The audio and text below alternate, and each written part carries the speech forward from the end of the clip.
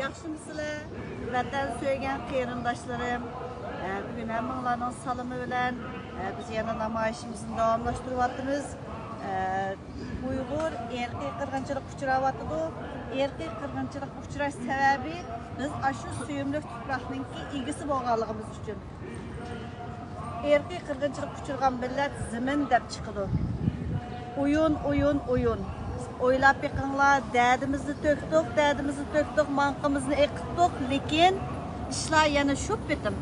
Yanılı Xitoydan ayrılmaymiz desiniz.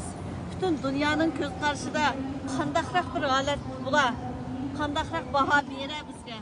Aslida siz derdingizni töksiniz, düşmanınızı to'lasangiz, shu ziminingizga ega chiqishingiz kerakdi. 2009dagi vaqtlarni eslab beqinglar. O'shalar o'z tuprog'ida qon tökkanlar.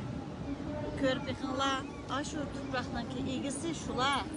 Biz faqat shu tuproqdagi ingrayotgan çaresiz milletimizin avazını bulalayımız. Lekin durus yolda, durus davani anlataylı.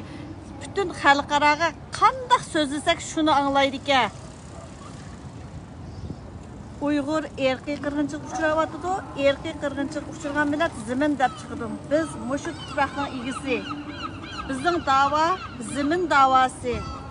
Zimin davasından başqaga Xitoy mitmi qilmaydi. 73 yil, 30 yil, 15 yil, 10 yil mana hozir qadar shularning hammasi ko'zimizda ko'rinib turibdi. Quloqimiz anglamasimi? Xalqarada nima deydi? Uyg'urning aslida nima da'vo qiladi?